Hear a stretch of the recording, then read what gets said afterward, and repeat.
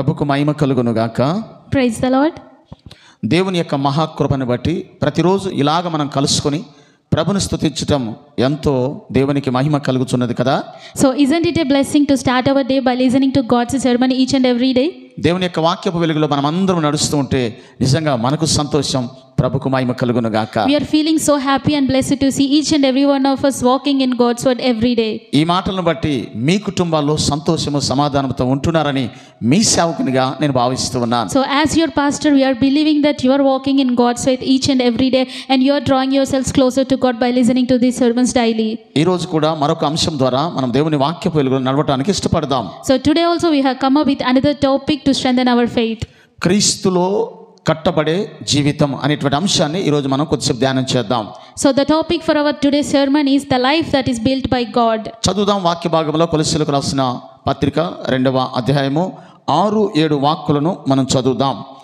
కావున మీరు ప్రభు అయిన యేసు క్రీస్తును అంగీకరించిన విధముగా ఆయన యందు వేరుపారిన వారై ఇంటి వలె కట్టబడుచు మీరు నేర్చుకొనిన ప్రకారముగా విశ్వాసమందు స్థిరపరచబడుచు కృతజ్ఞతాస్తుతులు చెల్లించుట యందు విస్తరించుచు ఆయన యందుండి నడుచుకొనుడి. ఆమేన్. So let's open our Bible to the book Colossians chapter 2 verse 6 and 7. As you therefore have received Christ Jesus the Lord, so walk in him, rooted and built up in him and established in faith, as you have been taught, abounding in it with thanksgiving. మన విశ్వాసాన్ని ఒక ఇంటితో దేవుడు పోలుస్తూ ఉన్నాడు. So here God is comparing our faith with a house. మనము యేసుక్రీస్తును అంగీకరించిన విధముగా ఆయన యందు వేరుపారిన వారై అని అంటున్నాడు. We accept God and we have been separated from this world. ఇంకా అద్భుతమైన మాట ఏంటో తెలుసా? ఇంటి వలె కట్టబడి. House is constructed, our faith is also constructed. ఒక వ్యక్తి ఒక ఇంటిని కట్టాలి అని అంటే ఎంత జాగ్రత్త తీసుకుంటాడు కదా. So a person takes many measurements or safeties to build a home. ఏది తక్కువ కాకుండా, ఎక్కడ గజిబిజి పడకుండా, కలత చెందకుండా, నిరుత్సాహపడకుండా, ఏది ఎలా చేయాలో, ఏ వస్తువు ఎక్కడ పెట్టాలో, దేనికి ఏ ఐరన్ వాడాలో, ఏ సామాగ్రి వాడాలో చాలా జాగ్రత్తగా ఇంటిని కడతాడు. So when a person is trying to build a home, he will make sure that he's having everything, the iron or the materials that are required for the home. అలాగే సిమెంట్ వాడాలి, ఏ iron వాడాలి, ఎలాంటి కిటికీలు, తలుపులు, ఎన్నో etcetera ఎన్నో ఆలోచనలు చేస్తూ ఉంటాడు. ప్రియ దేవుని బిడ్డలారా, so he will be thinking whether do I have the good quality cement, the iron or all the materials that are required to build a home. నీ ఇంటిని గురించి నువ్వు ఎంతగా ఆలోచన చేస్తూ ఉన్నావో, నీ ఆధ్యాత్మిక స్థితి విషయంలో కూడా అంతకంటే ఎక్కువగా ఆలోచన చేసేటువంటి కృప దేవుడు అనుగ్రహించును గాక.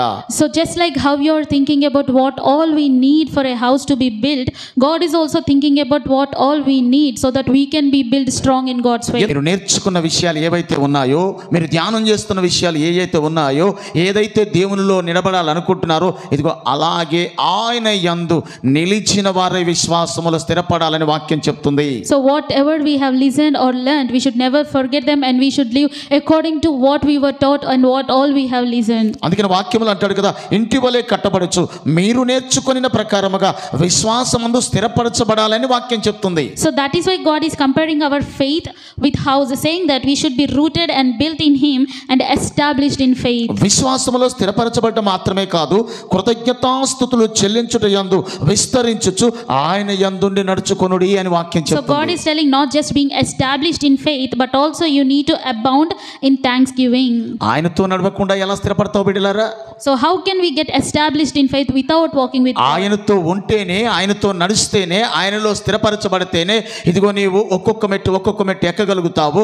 అలాగే ఆయన హత్తుకొని జీవించగలుగుతావు. So if you walk with him, if you listen to God's word, then only we can live a close life with God.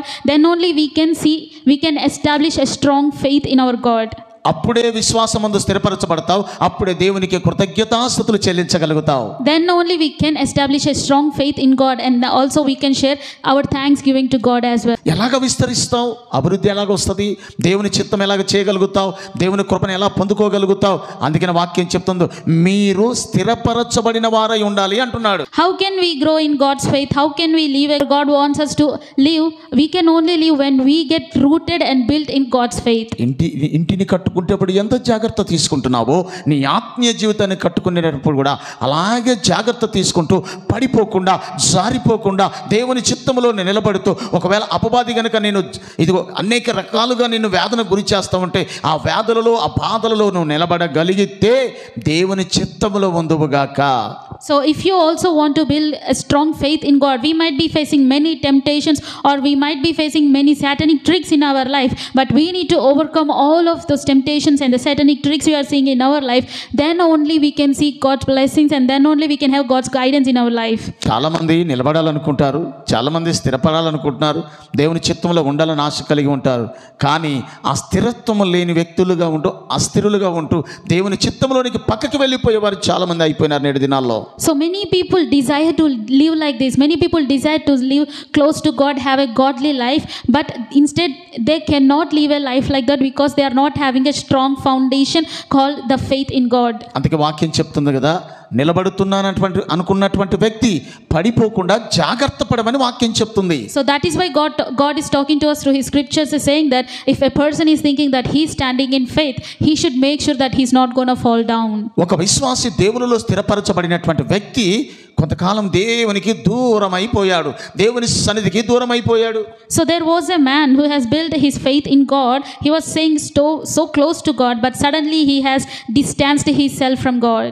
దేవుని నమ్మిన వ్యక్తే, విశ్వాసంలో స్థిరపడిన వ్యక్తే, ఆయనను కూడా ప్రార్థనకు దూరం అయిపోయాడు, దేవుని సన్నిధికి దూరం అయిపోయాడు, ఆత్మీయతకు దూరం అయిపోయాడు. అలాగే కొంతకాలం టోటల్గా దేవునికి దూరం అయిపోయినాడు సందర్భాన్ని మనం జ్ఞాపకం చేసుకుంటున్నాం. He is a Christ believer and he also had a strong faith. He was the very good person in church, but still he slowly started to distance himself from God. అయితే దూరం అయిపోయిన తర్వాత దేవుని యొక్క ప్రేమ ఏంటో తెలుసుకోగలిగాడు, దేవుని యొక్క శక్తి ఏంటో తెలుసుకోగలిగాడు. ఆయన నుండి దూరం అయిపోయిన తర్వాత ఏం కోల్పోతున్నాడో తెలుసుకోగలిగాడు. అందుకని తన జీవితంలో మరలా తిరిగి దేవుని సన్నిధికి రావాలని ఆశపడి ఉన్నాడు. So this man, when he has neglected God's presence and he has distanced himself from God, then that is the time when he has realized about how true God's love is and how graceful our God is, and then he returned back to God's presence or God's home. ఎప్పుడైతే తిరిగి రావాలని ఆశ కలిగి ఉన్నాడో కోల్పోయిన ఆశీర్వాదాన్నిటిని మరలా తిరిగి ఆ యొక్క యవనస్తుడు పొందుకోగలిగినాడు, ఆ విశ్వాసి పొందుకోగలిగినాడు. అందుకని దేవుని వాక్యం చెప్తుంది, నిలబడుతున్నటువంటి వ్యక్తి పడిపోకుండా ఎప్పుడైతే జాగ్రత్త పడతాడో దేవుని చిత్తములో ఉంటాడు, ఆయన కృపలో ఎదుగుతాడు. అంత మాత్రమే కాదు కానీ వాక్యములో చెప్పబడినట్టుగా కృతజ్ఞతాస్తుతులు చెల్లిస్తూ ఉంటావు. అలాగే అనేక విధాలుగా ఆత్మీయతలో నువ్వు అభివృద్ధి చెందుతావు. అంత మాత్రమే ఆయన యందు నిలబడి స్థిరత్వం కలిగి ఉంటావు. So this man, when he came back to God's house and when he started to rebuild his faith in God, then he has started to receive the blessings that he has lost till now in his life, and then God also has blessed him based on his faith and based on how faithful he is towards God. So that is why God's word is talking to us, saying that if you are having a faithfulness, just make sure that you are not going to fall down from the faith that you are having. So that is why God is telling us we need to build our faith strong, just like how much carefully we build our home. And also a person who is having faith will also have a thankful heart.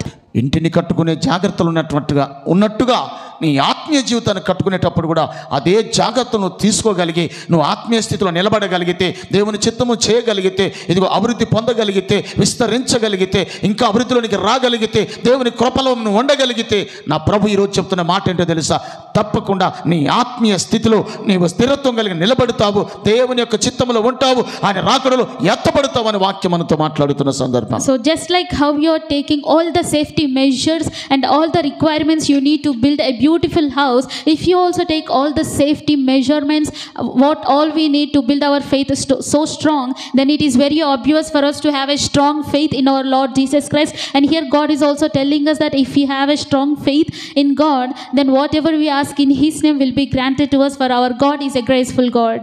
వెళ్ళిపోయిన విశ్వాసి ఎలాగనైతే తను సమస్తం కోల్పోయి తిరిగి వచ్చి మరలా ఆశీర్వాదం ఎలా పొందుకోగలిగాడో, ఒకవేళ గనక ఇప్పటి వరకు కనుక నీవైతే ఆ స్థితిలో లేకపోతే, విడవబడిన స్థితిలో ఉంటే, దేవుని మర్చిపోయిన స్థితిలో ఉంటే, ఆత్మీయతకు దూరమై ఉంటే, ఆత్మనాథుడైన యేసయ్యతో కనెక్ట్ అయి ఉండకపోతే, దేవుని యొక్క సన్నిధిలో మోకరించలేకపోతే, ఈరోజు ఎందుకు నువ్వు మోకరించకూడదు? ఈరోజు ఎందుకు నువ్వు నిర్ణయం తీసుకోకూడదు? ఈరోజు ప్రభులో ఎందుకు నిలబడకూడదు? ఈరోజు ప్రభుతో ఎందుకు నడవకూడదని వాక్యం మనతో మాట్లాడుతున్న సందర్భం ఒక్కసారి జ్ఞాపకం చేసుకో ప్రియ దేవుని బిడ్డ.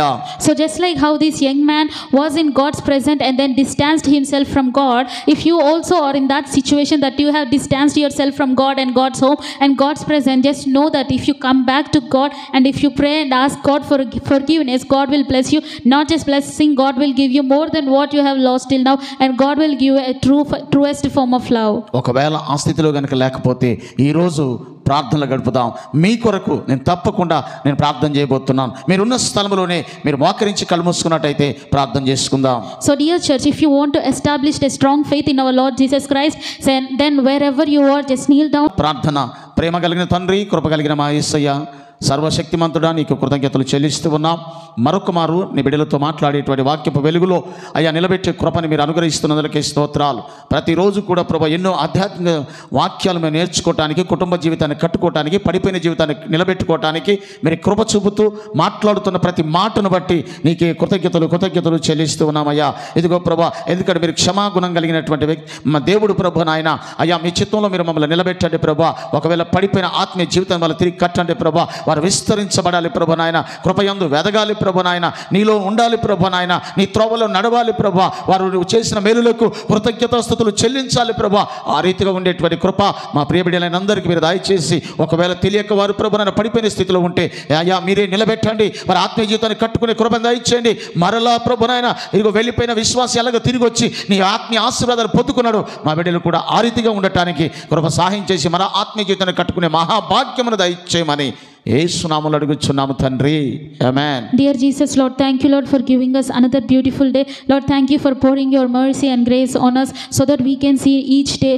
Help us to have a faith in you, Lord. Help us to establish a strong faith in you.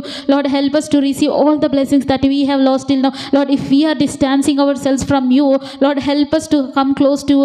Lord, please draw us close to you. Help us to know your true love. Help us to live in your God's presence. Lord, bless each and every person who is listening to this sermon, and please bless each and every person who is participating in this prayer with lots of faith and hope that you will definitely hear our prayers and heal us. Lord, please be with them and guide them and protect them throughout their day. In Jesus' name I pray. Amen. Amen.